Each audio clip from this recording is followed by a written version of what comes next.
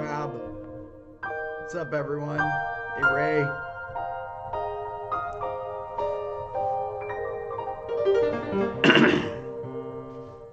Roberta, what's happening? Kevin, payroll taxers suck. Michael, what's up? What's happening? Steven.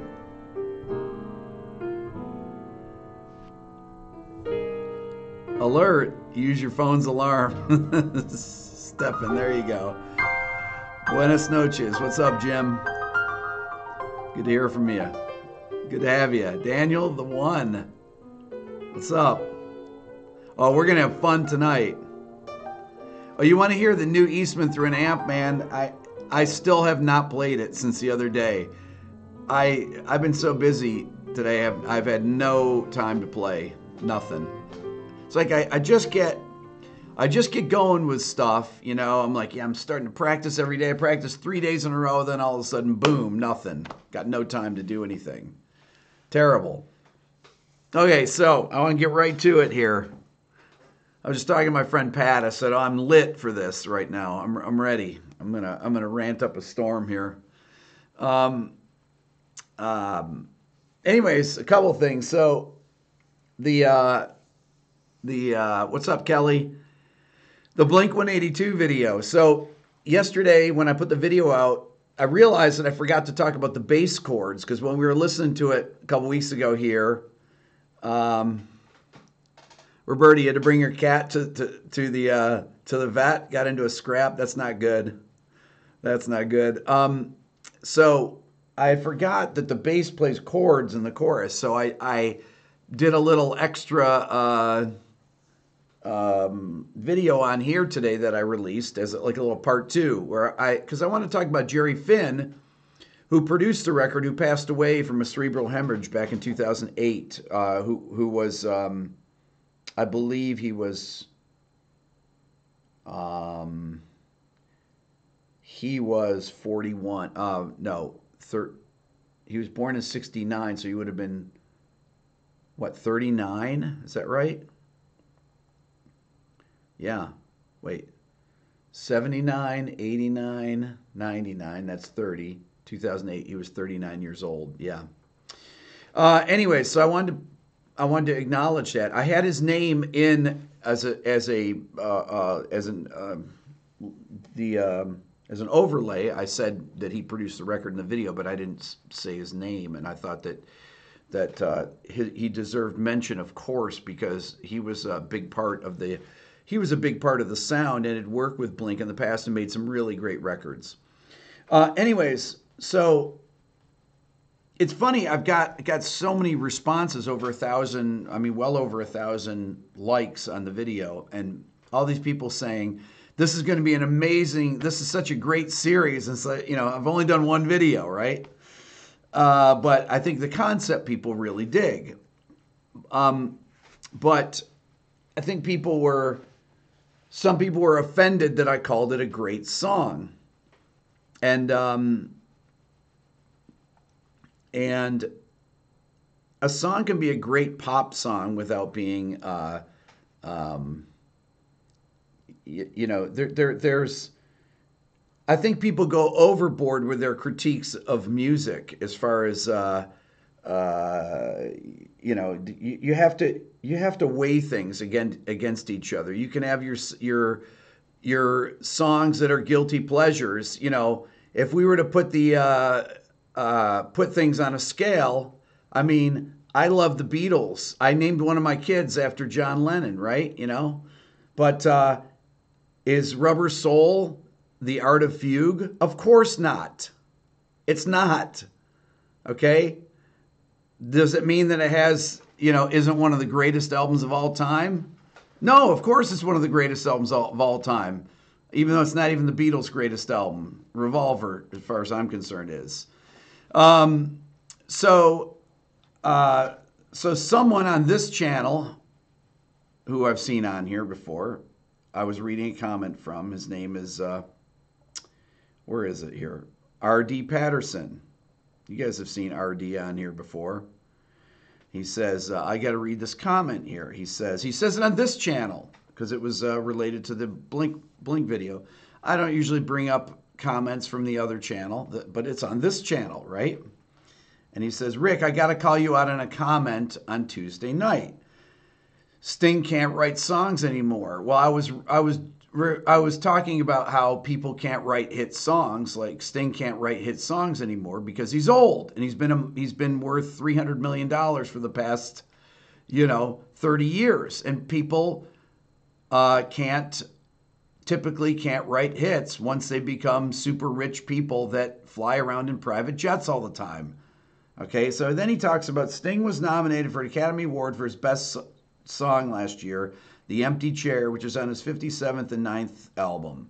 On that album, there are some great, capital letters, tunes and incredible lyrics. One Fine Day, his socially conscious critique on climate crisis. Inshallah,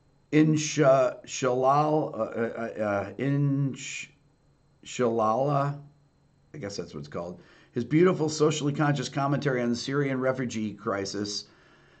Sting, without question, belongs at or near the top songwriters of all time. He's still got it. Now, I don't disagree with that. You guys heard me say that the Police would be, if their songs came out today, you guys heard me say this, I believe that they would be hits.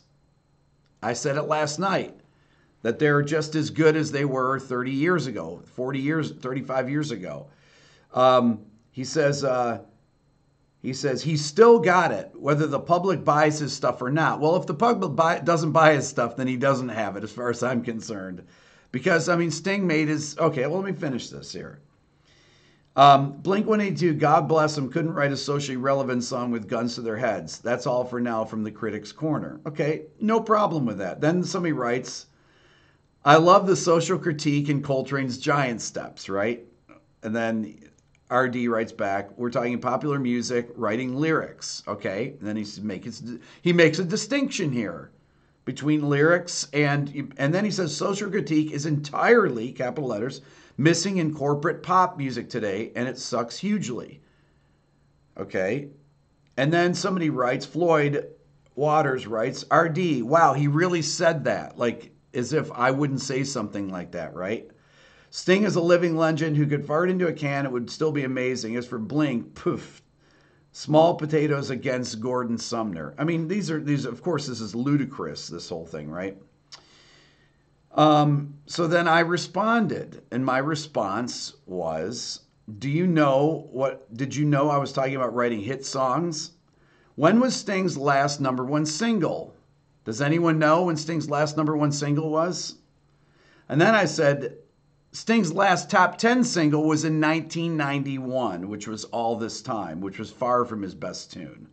It was a #5 song. Before that, he had only one #1 song in his entire career that was #1 in the US and the UK. Only one #1 song in the United States, which was Every Breath You Take. Then he had King of Pain, which was #3 in the US and #17 in the UK.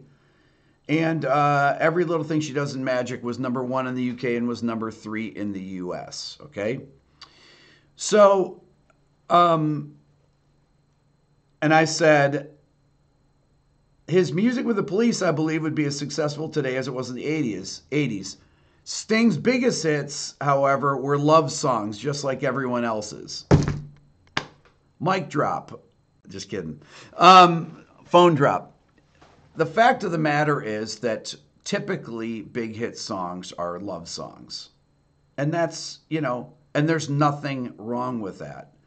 These things are not equivalents. You don't, you evaluate music based on when it comes out. And my whole thing is what makes this song great, okay?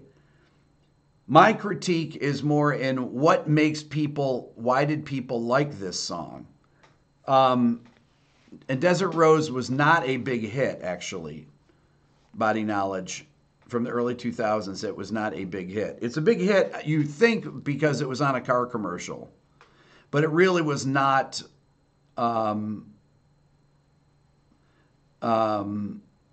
your song never uses the word love. I don't know what my song is. I'm not talking about the Blink song. The Blink song is a silly pop song. But Sting songs, are typically love songs. You know, um, hit but not a big. Yes, exactly. I mean, you got to make your distinction. I mean, the Blink song was a number one song. Okay, Fields of Gold was not even a top 10 song. Sorry. The last number one song Sting had was in 1991. He did a trio with Bryan Adams and Rod Stewart. That's the last number one song as a singer. He didn't even co-write it. It was Mutt Lange and Bryan Adams. Um, um, so, anyways, that is my point on this, is that, a song, socially conscious songs are typically not big hit songs. I mean, you probably have to go back and say All You Need Is Love is was a hit song that was a socially conscious song. Other than that, there's not that many. I couldn't really think of any other one, honestly. Brett, I think there are people who can still write very good or great song, but are past their pop prime. Agreed. But, for better or worse, people don't want to hear, people,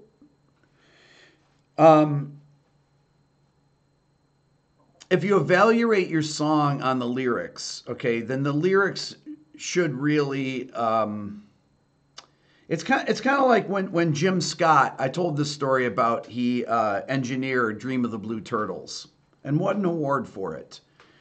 And he said he was a geologist. I told this story on here, and he said that Sting talked about we worked the black seam together, and he says carbon-14, is deadly for 12,000 years is carbon-14. And he said, no, carbon-14 is not deadly at all. And Sting said, well, if you can think of something that rhymes better, then let me know.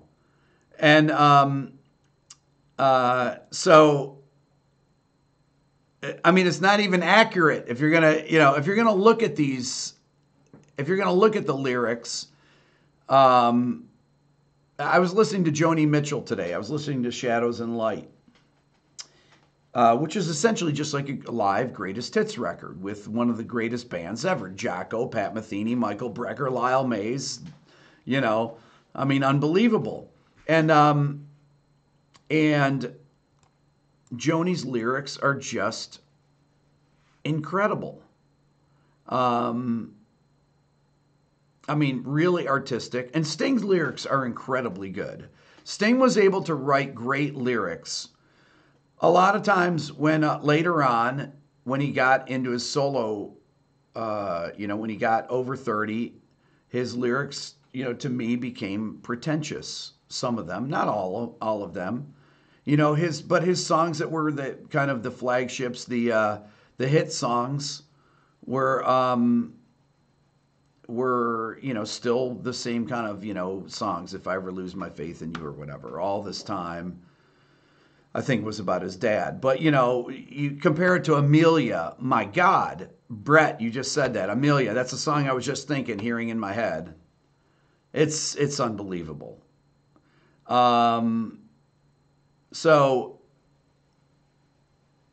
writing on that level, Joni Mitchell's lyrics are, unbelievably poetic. She is I mean, absolutely brilliant. Bob Dylan was a brilliant lyricist, obviously. I named one of my kids after him, right? You see where my, I didn't name Layla. Well, I named her after after Layla. So there you go. Anyways, a song. I like Cash Me Outside, right? Why do I like it? I like the production on it. I think it's clever. And that may be the producer in me talking, but I'm sorry, but All the Small Things is a fun song and it's a great song. Peter Gabriel has great lyrics. I agree with that, Tom. He's a great lyricist. Um,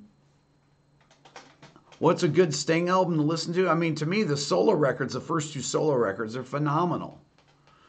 Um, uh, Dream of the Blue Turtles and Nothing Like the Sun are incredibly great lyrics. No, I mean incredibly great songs. Period. Um, but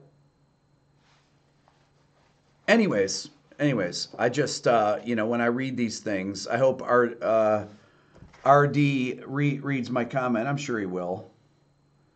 And you know, um, writing hit songs is not easy. Um, we'll bring forks and torch on commentary section. Can't wait. I'll save that for a while. I won't do that for a while. I want to do. I'm gonna do some big songs. I'll probably do a Police song next. Honestly, I want to do a Sting song. Uh, but but I think it's I don't make any money on these songs. These videos immediately. The video got immediately demonetized, and and that's fine, because I make videos for what I want to do. Paul Simon is a great lyricist. Thank you. There's another one of the best, Ray. Absolutely, one of the best I've ever, one of the best lyricists of all time.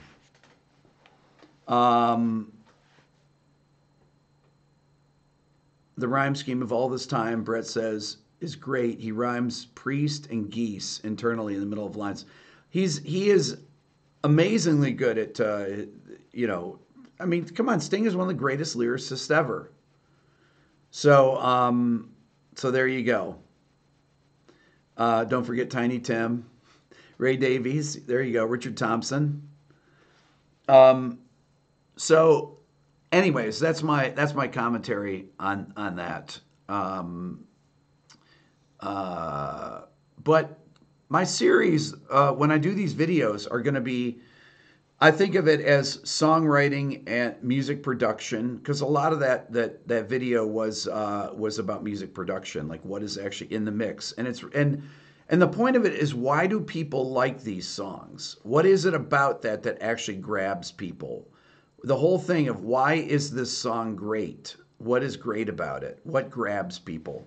And when I do a Max Martin song and I show you the tracks, you're going to see why Max Martin's songs become hit songs. Because he has all these hidden dissonances in there as well. Same stuff. There's no,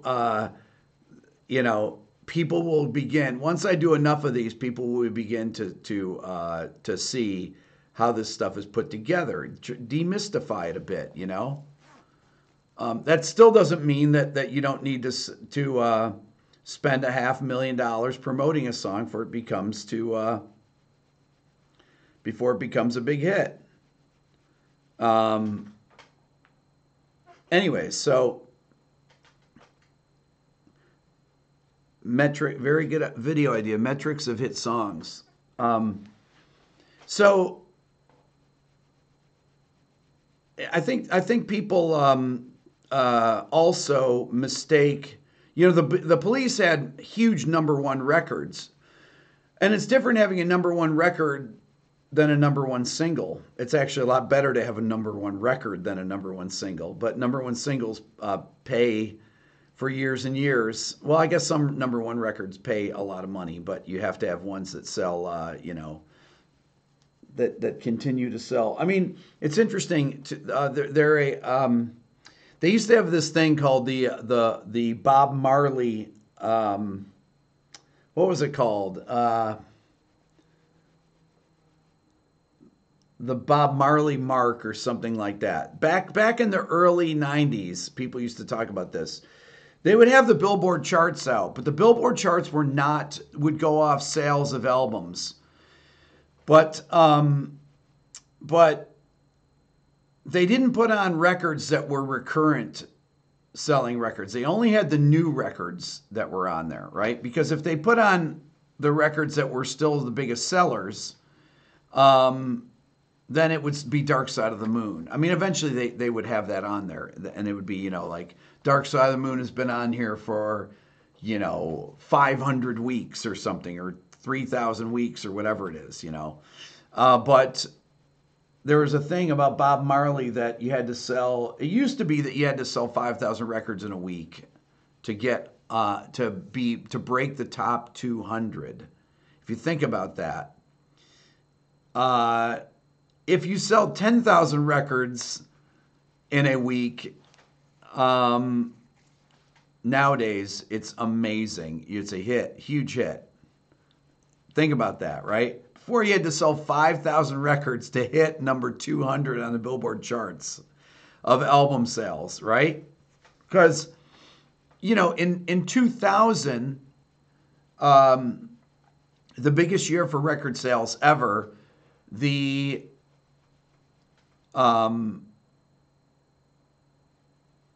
were, I believe, 3 albums. I know Zamba that had NSYNC, Backstreet Boys, and Britney made $1 billion in profit. One label made $1 billion of profit in the biggest year ever. And they had, just that year, to get in the top 10, you had to sell 100,000 records in a week. Every record in the top 10 for almost the whole year sold 100,000 records. And bands, when Alanis Morissette sold 16 million of her first record, that record was selling 100,000 records a week for an entire, for months and months and months. It's unbelievable. So there's some interesting news that happened today for songwriters. And in one of the surprisingly functional things that happened in Congress, which was really encouraging. And let me see here. Now, people think that nothing is bipartisan, but you know what? There's something that actually happened today. Let's see here.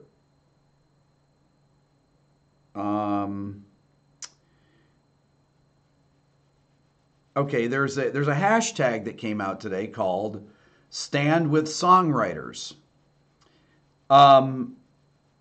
Senator Orrin Hatch, there's a bill that is sponsored by Lamar Alexander, who's a senator in Tennessee, Bob Corker, Chris Coons, Dick Durbin, Democrats, Johnny Isaacson, who's from here, Doug Jones, who's a new Democratic senator from Alabama, and Senator Whitehouse is a Democrat. So it's half Democrats and half Republicans.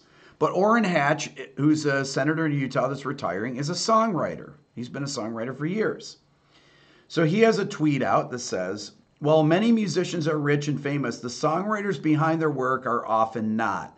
And with streaming and online purchasing, songwriters are having a harder time than ever making a living. This is Orrin Hatch, who's 83 years old, okay?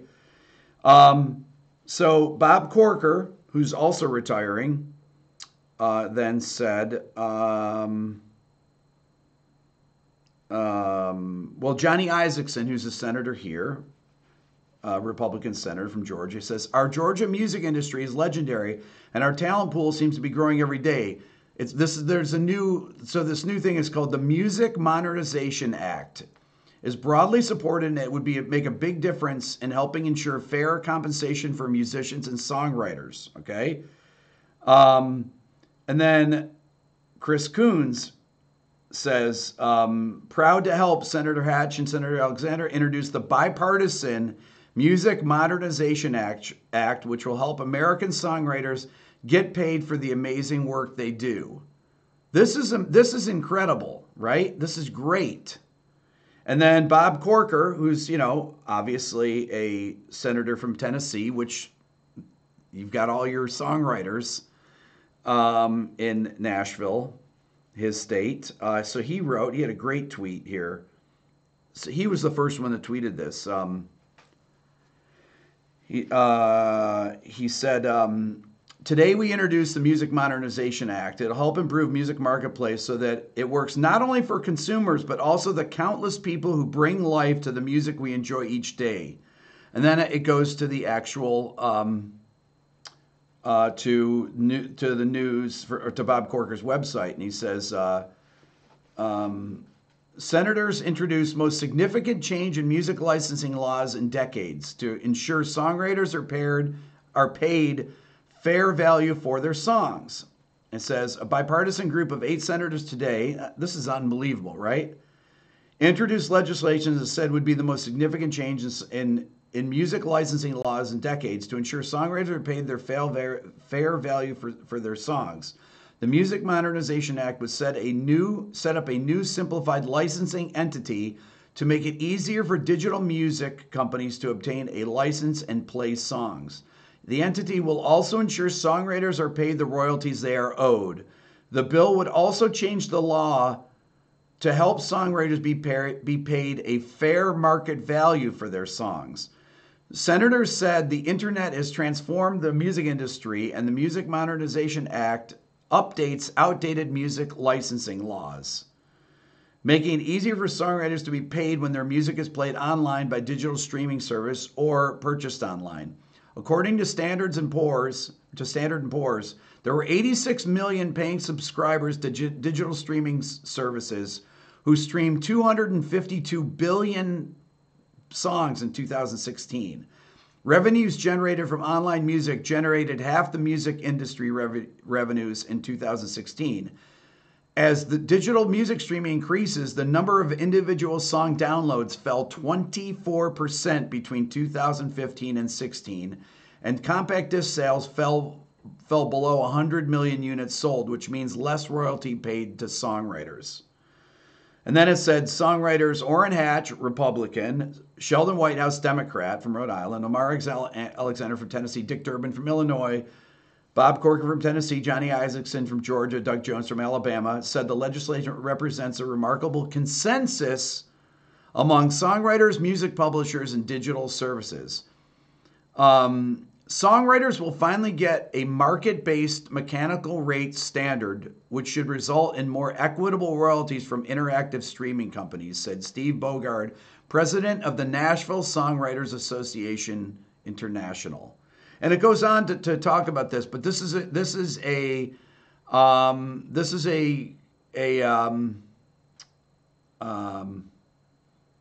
great step here. Just the fact that this is a bipartisan piece of legislation that honestly should have no problem passing. It's about time. Thank you, Joe. I mean, honestly, it's about 10 years too late, but I'll take it. This is really great news. This is one of the things that I was really excited to talk about today. My big news wasn't the Sting criticism there. So I thought that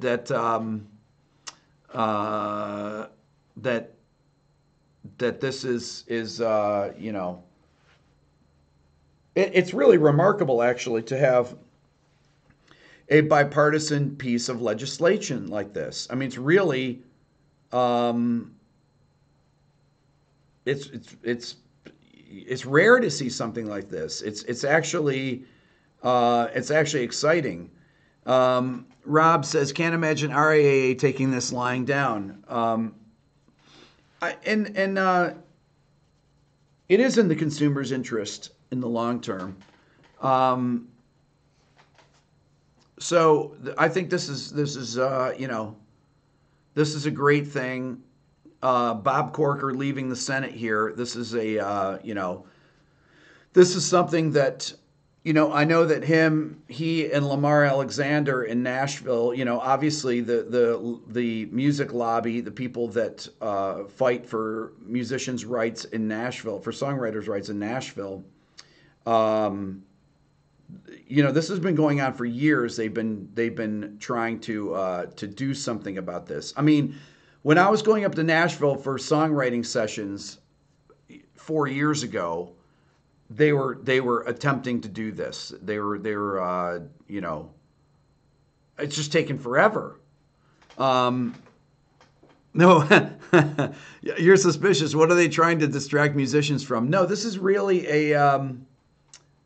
this is actually something that is, is needed for sure. So that's good. It's if government can work in positive ways like that, and you can actually have some common sense legislation like this that actually helps artists, that's a great thing. And Aunt Penny, there exactly, it's a miracle. It is really a miracle. It's about time. And the music industry has been decimated by obviously from the illegal downloading with Napster. And it's not necessarily, look, this would have happened whether it was Napster, or something else. The fact of the matter is, digital files, music files, are small files, and they're easily transferred from person to person, which is why the music industry got into this position. At the time, the movie industry would have been in the same boat and would have gotten caught flat-footed if it wasn't for the fact that to put a movie online and download it was, when downloading something that was, before compression things, the compression algorithms got better. You're talking about a gig, 2 gigs of a movie, and you just couldn't download those. So they saw what happened to the music industry. They have a much more powerful lobby, the movie industry, because it's a much, financially they've got many more lobbyists out there working, and they had it together a lot better than musicians. Plus, people go to the movies to see movies in big theaters. It's kind of a different thing. So they weren't competing against the same. Files were harder to download and steal. Movies were. Plus, people consumed movies at the time that when music was being stolen, people were listening to music at home, and they always have been. So it was easier to take music and distribute it illegally, when the internet was back in 1999, when Napster came out. So this is a long time coming, but it's I think this is incredibly great news, and hopefully this sails through Congress. The fact that it has buy-in from really influential, from some powerful senators who are respected is, I think it's. I can't imagine it's going to have a problem in the House. So, as dysfunctional as our government is right now, this is a great thing. I don't blame it on Napster, Robert. I think it would have happened eventually, anyways. And I believe that it's that there are just new ways to monetize things, and people just need to a big part of my whole thing here, and why I've done videos on how to make a living in the music business, and why I talk about things like college and how I kind of get outraged by these colleges that spend, where a person will go and spend $375,000 for an education to become a recording engineer when there's no studios that are open. And then the parents wonder why these kids are stuck with student loans till they're 40 years old. This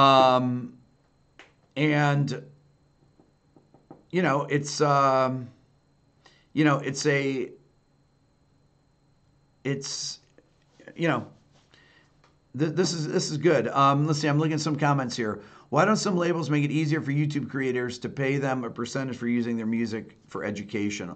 This is interesting.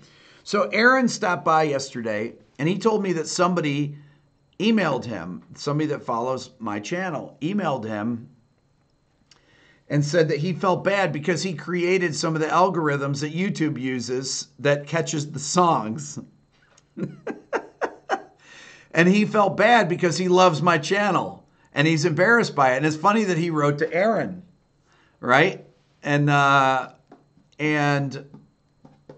when I put up the song, the Blink song last night, I said,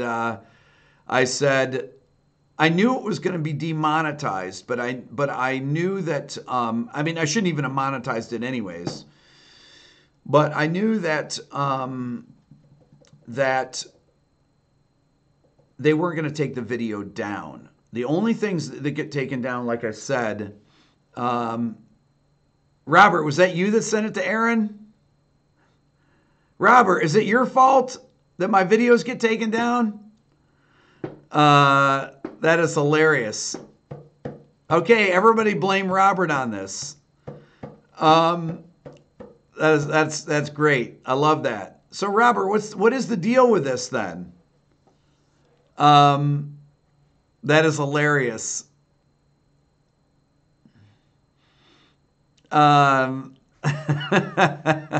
You're getting hammered here, but the messages are getting hidden. I'm unhiding them now.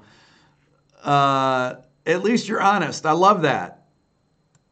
No, Rick will not ban him. Of course not. No way. I think it's great. You did a good job. It catches them really, really fast. Horse's head on its way. Yeah, there you go.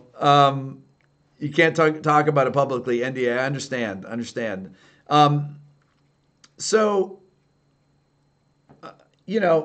I don't care about having the thing demonetized because I think it's important to demystify these things.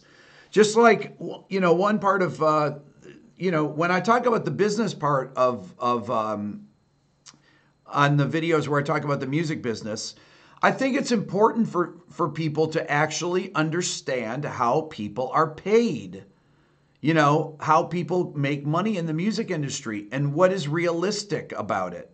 Because I think it's number one, you should understand what is a fair wage to get paid and what is not a fair wage. When I came out and I said, and everybody's heard about these things about, the people will talk about, oh, so-and-so had a hit song and they got their BMI check and it was $1,500 or whatever. And I will find and I will show you my royalty statement where from 2014, where I had 37 million plays on the internet between YouTube and Spotify and Pandora, and I made $325. That's split between 5 people, so times 5, so it's $1,500 or so. $1,600 came in for 37 million individual plays of a song. Now, how many of those people would have bought the song? Well, the song, the Carolina, sold 1 million copies. I think that, it's fair to say if the song came out 15 years ago and it was the same level hit, a number one song that was also platinum, that sold 1 million singles, would have sold at least 3.5 million singles, something like that. You figure that Taylor Swift, there were only about 3 records last year that sold 1 million copies, okay? In 2000, there were many records that sold that were 5 times to 10 times platinum that in 1 year, okay? So Beyonce and Adele and, I forget who the people that sold 1 million records last year were,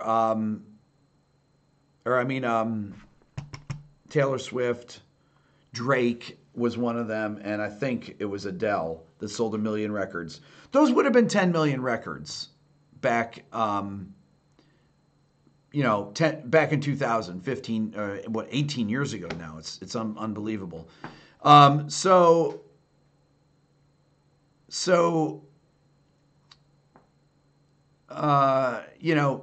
If you figure, okay, that's 10 times the amount. Let's say it's not quite 10 times the amount, a hit song. So let's say it's at least 5 times. So Carolina sold over 1 million singles. So it probably would have sold, I say 3.5 million, maybe even 4 to 5 million copies back then. Which the mechanical royalties would have been $4 or $5 million. The mechanical royalties, actual physical selling, it's not really physical anymore because people aren't buying CDs. They're buying a digital download from the iTunes store. But the physical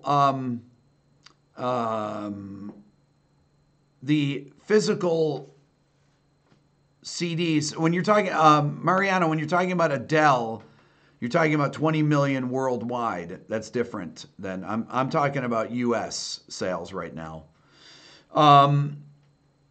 Which makes them a majority of the sales. I don't believe that Adele, her last record in the U.S., I don't think it sold more than 4 million copies.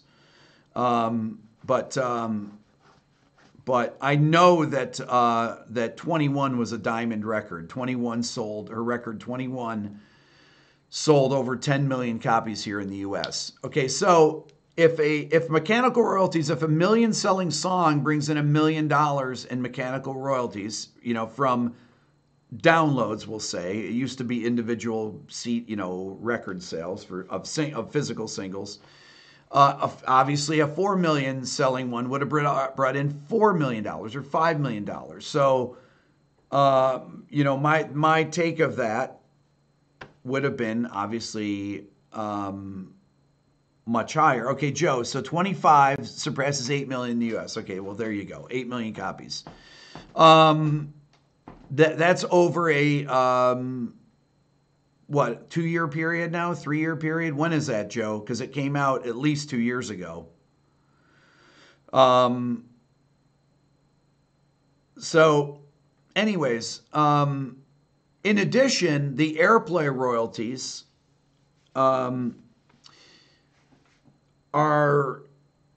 they would roughly be the same. That's the thing, is that you have about the same amount of radio stations that are going to be playing these songs, but where the impact of those digital plays come in, when people can go to YouTube and watch the video for free and listen to it, and that's fine with them. Every time that gets played, if you like a song, you would just go out and buy it. That's where the record sales come in. Okay, so that's where you're missing out. And also, people would buy the entire record. So the Parmalee record, for example, I don't know if it even sold 100,000 copies. I doubt it did. The record that Carolina's on, it had 3 top 10 hits on it. And I don't know if it sold 100,000 copies. I'd have to ask the band. I talked to them yesterday. I should have asked them. I don't even know.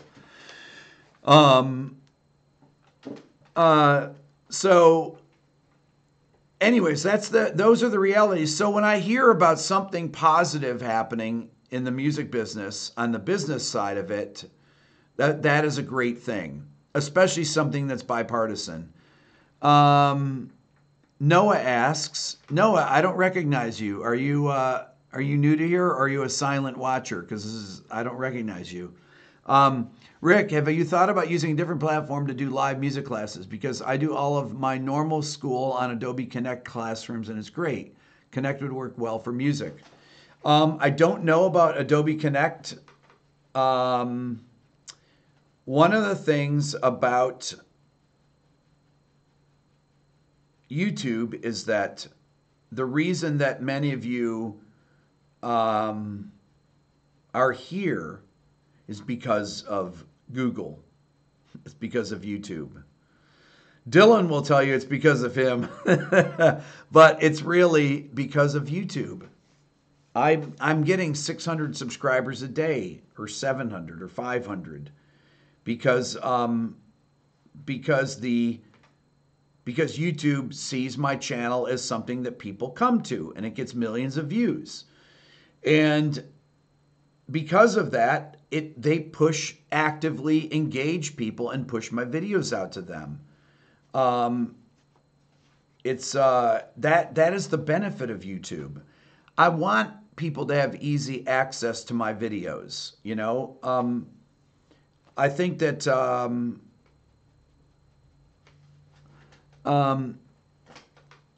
you're on YouTube because YouTube. You found my channel. John found my channel, How to Tune Your Snare Like a Pro. And then you're here. That's awesome. Don't forget the black beard. Everything has pros and cons, Stefan. Yeah, that's true. That's true. It's just like the guy I was talking about last night. The guy that talks about why Facebook is better than YouTube because people don't use their real names on YouTube. I mean, it's absurd, right? Totally absurd. So you know, the Google, the YouTube algorithm has been good to me. And once again, I'll say this to all of you that are, you know, that all of you that have YouTube channels, everyone that is on here now has a YouTube channel. Whether you decide to put videos on it or not, I'd love to know how many subscribers, everyone has on here. And if you have 0, you can put 0.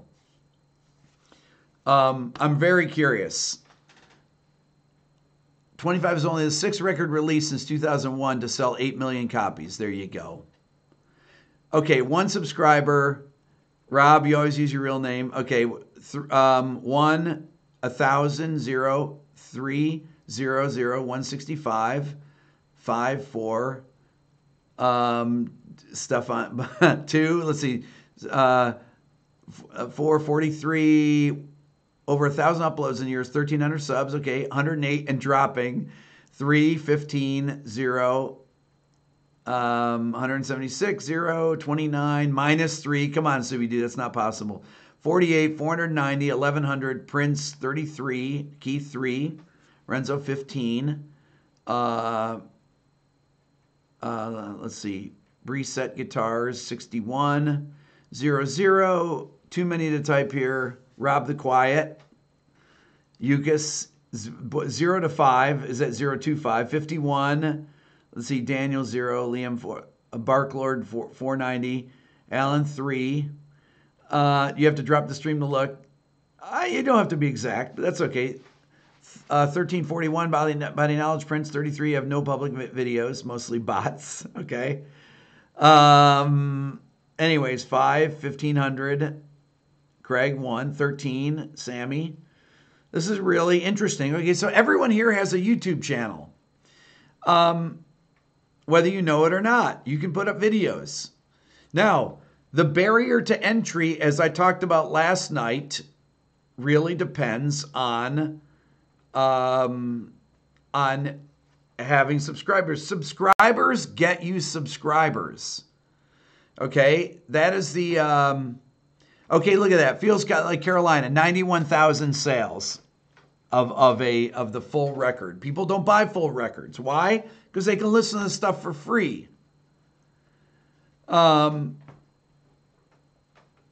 Anyways, so Jason, your other channel has 30,000. My other channel has 205,000. But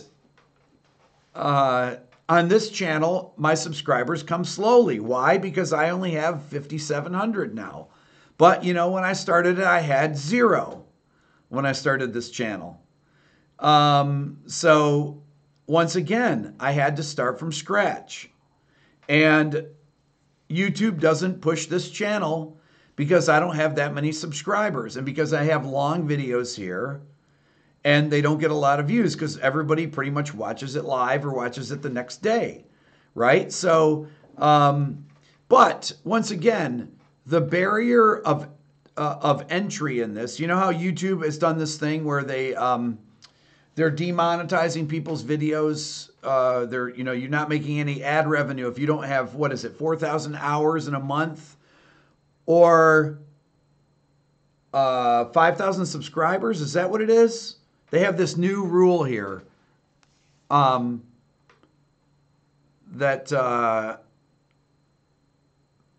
they have this new rule. I don't know what it is. Somebody out here knows this new rule here. But the fact of the matter is that someone like Rhett, who you guys know, he's got just 1,000 subs. It's much harder. Okay, you have to have 1,000 subs. Is that what it is, you guys? It's a lot harder to get subs when you only have 1,000 subs and 4,000 hours.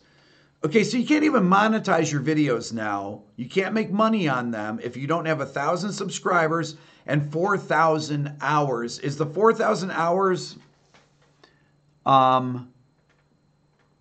is that watch time, or is that in a month? Because 4,000 hours is 250,000 something, 280,000 minutes, I believe. In a month, that's a lot of watch minutes. You have to have long, okay, it's in the last year.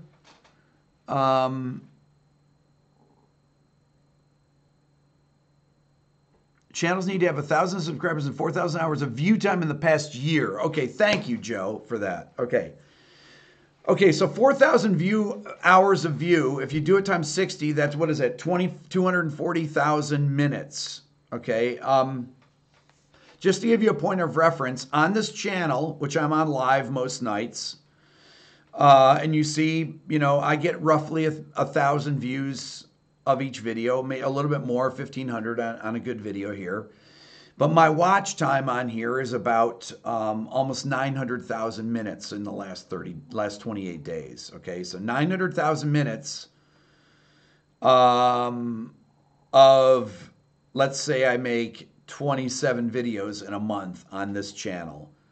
900,000 watch minutes is a lot for that amount of time. That means, because my average watch time is something like 18 minutes. So you guys are on here with me an average of 18 minutes a person. And if you think about people that come and go, and it's in the middle of the night sometimes, all the time in the other half of the world, or over in Europe, people sometimes come on and they don't, or they come on for a few minutes here and there. But the average watch time on this channel is between 18 and 20 minutes.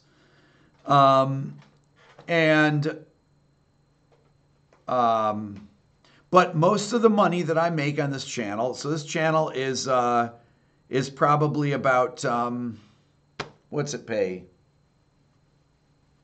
for doing this? Honestly, you guys that do Super Chat, that's pretty much where all the money comes on this channel, from Super Chat. This channel makes about $160 a month. That's it. So if you think about the amount of time that I put in, if you average it out, right, the hour to, hour and a half a night times 27 days or so, 27, let's say that's, 40 hours combined a month. How much am I making for $100? What am I making an hour on here? Scooby-Doo, yes, there you go. So I'm literally making on this channel, what does it equal? Is there a way to push your 200K from the other channel to transfer here?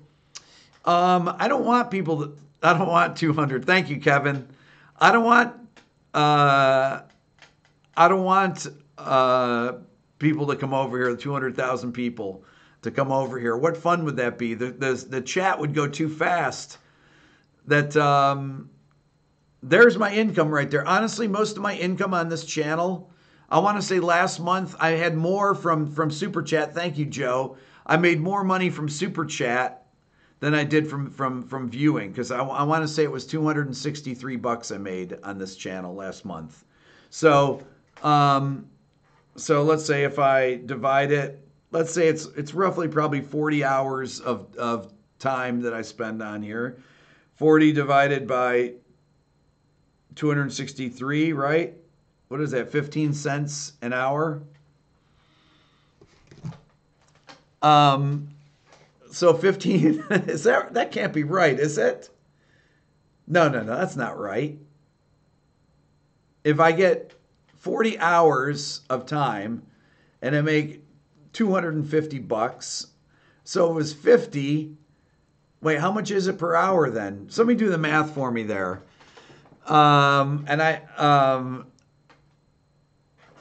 Is Logan Paul the reason for the YouTube change? I don't know. Because a lot of the demonetization happened before that. That happened months ago. I went through a period where every single video that I did was okay. So it's what, $66.50 an hour? Is that right, Jeremiah? Or 40-hour week? No, $250 for the month, not per week, for the month. 250 divided by 40. What's that equal? $6. So I'm making $6 an hour. That's including my super chat money, which was about half the money. So, so how do I make money was one of the questions. I make money from basically selling my book, selling my YouTube transcriptions, and people buying my 2 courses. That's it. So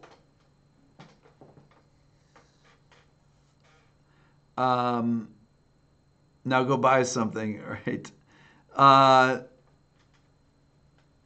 If there's no super chat money, then the kitten dies. No,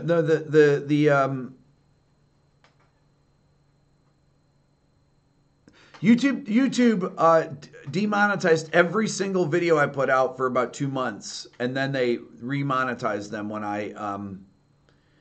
I asked them for a review.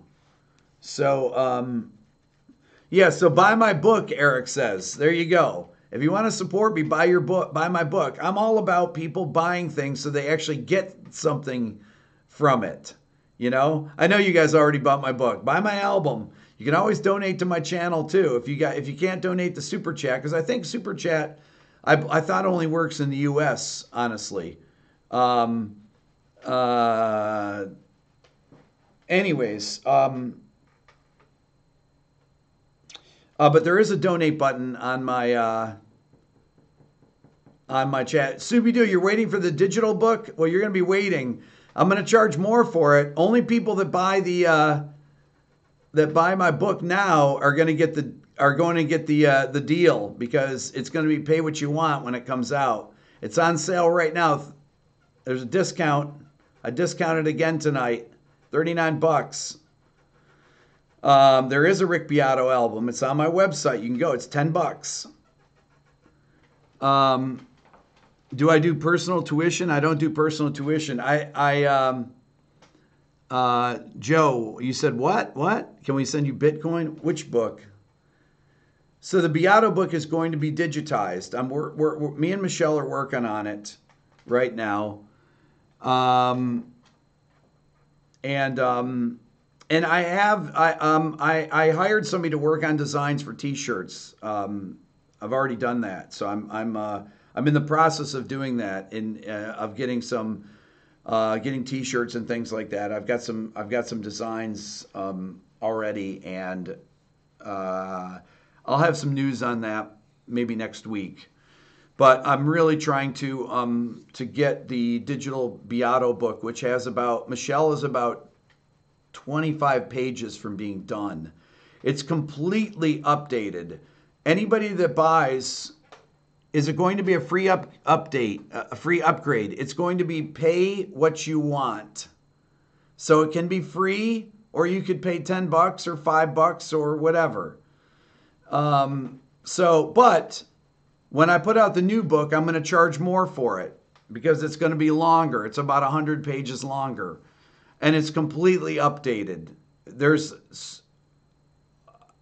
a lot of it is new. Examples, things like that. So those of you that are waiting to buy the book, you're going to be paying twice as much as you're paying today for it. So there you go. So that's why I say buy it now, and then you can get your free upgrade if you want. Will I have it in bookstores? Will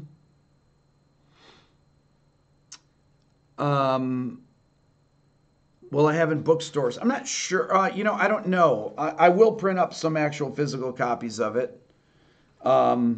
For those of you in countries where the exchange rate is different, I have sales on here. That's why I do the sales to people that are on my channel.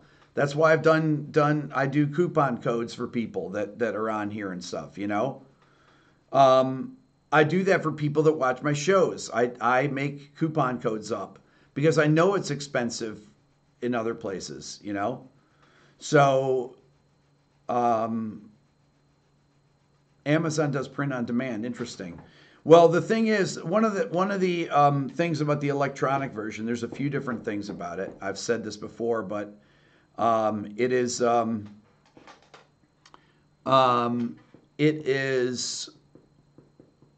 going to be able to be translated into different languages. Scooby-Doo, okay, you're buying it if you can read it on your iPad. Of course you can. It's a PDF. It's got thumbnails. Just go through them. Easy. You can read any PDF on an iPad. Paul, I bet you could house brand some books of music paper. I don't know what house brand is. What does that? I don't know what that means.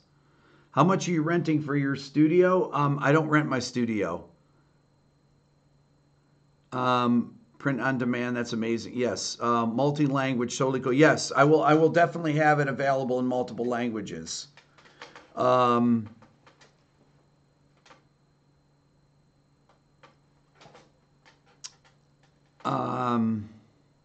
with my logo. Yeah. Beato music paper. There you go. Stone tablets.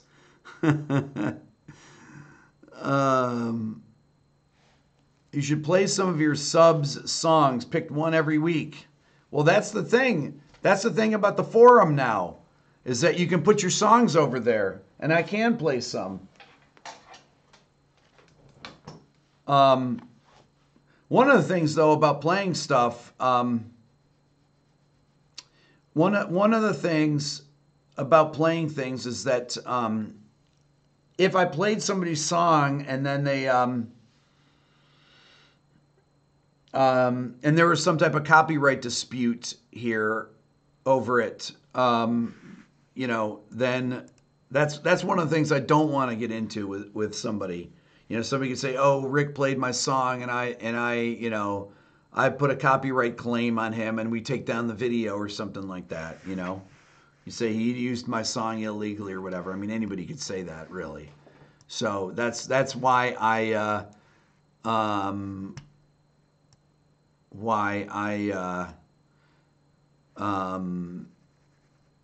if I'm going to play something like that, I have to think about that. If you do some type of release or something like that, where you say it's fine that you can play it. But we should start a. You guys should start. You should start a thread on there of songs to be considered to be played here.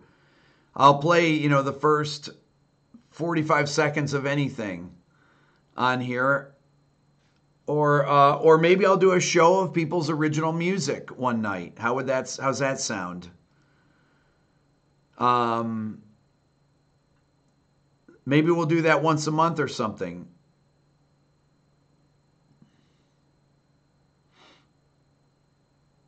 All songs are in public domain.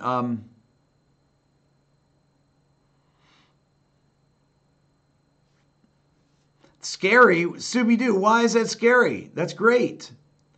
I'll dedicate a night on here where I play people's music, and we'll talk about it. I think that's a great idea. Why don't you guys make a thread on the forum, and put your songs with YouTube links in there. You can have them unlisted if you want. I would put them on your channels, to be honest with you. I think it's great. Let's do that. I'll dedicate a whole. I'll come on for an hour and a half, and we'll play, we'll talk, and we'll play again, and we'll do that once a month. So, be happy to do that. You'll write a 300,000 note MIDI containing silence. There you go. You'll send WAV files. There's a thread already? There we go.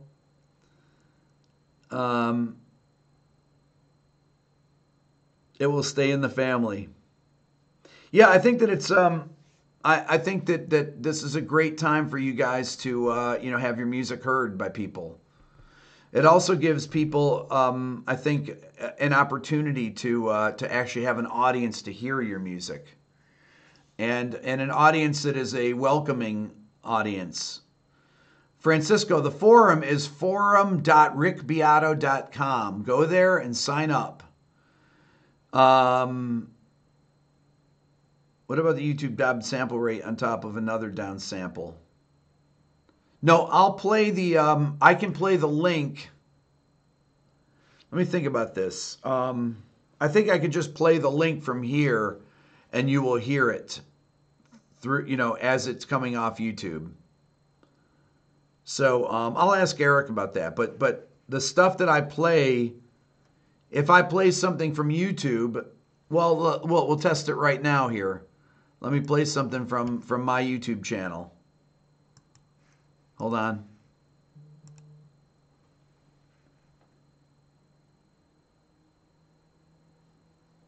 Let's see here.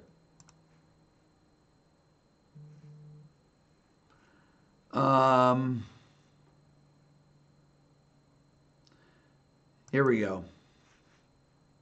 Oh, brother. Hold on. There's an ad on right now, which I don't want to have played. Hold on, I'm going to skip the ad. Okay, skip ad. Okay, here we go.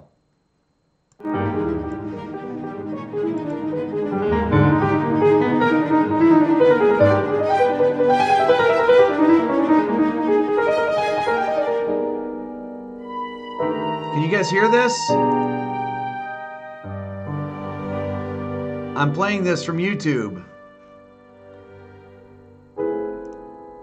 This is my piece with Nari.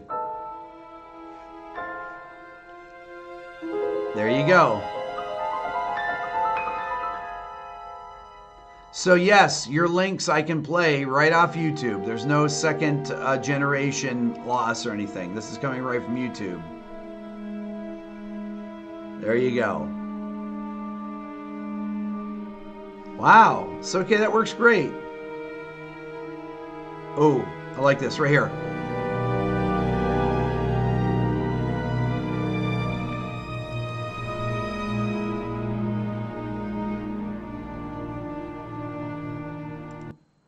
Anyways, there you go.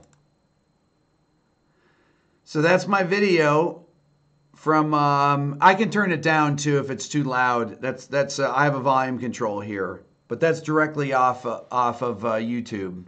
That's my piece that I did with Nari. That's the all the modes of the double harmonic major record. Include the link in the form in your video description already. I started doing that. I actually, on the last couple of videos, I've done that. But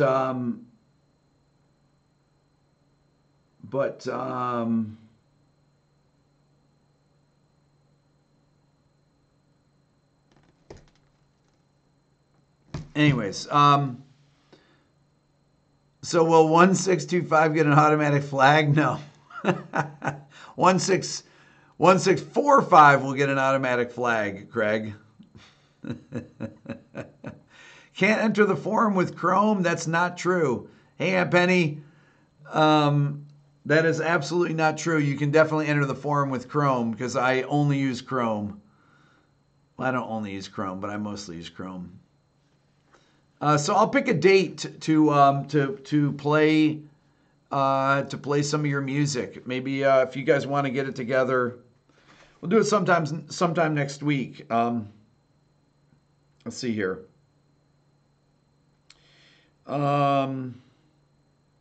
Maybe next Tuesday night, something like that.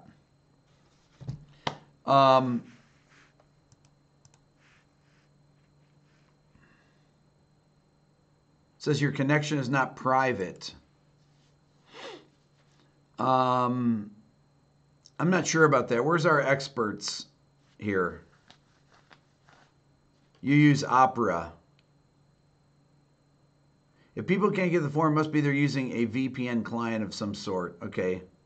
Opera is fitting, right? Exactly. Any word from Guthrie? No. Nothing back. SSL certificate. I got to ask Aaron about that, what the deal is with that.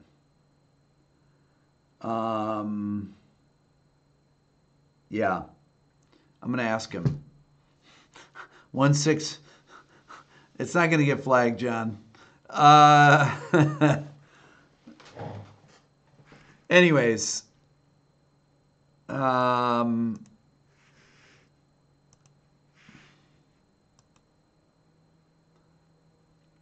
let's see here. You'll be in Miami Tuesday, Alfred. Tracking more drums tomorrow. Good night, Brett. No SSO, but the site is safe. I'm sure the site is safe. I'll have Aaron look into it, though. All right, I'm going to go here because I've got some stuff to go over on the Beato book here. I'm really cranking to get it done as soon as possible. So I've got to go through and check and do some proofreading right now. So I'm going to go over to the to the forum, look at it, and you guys are amazing. So next Tuesday we'll do this.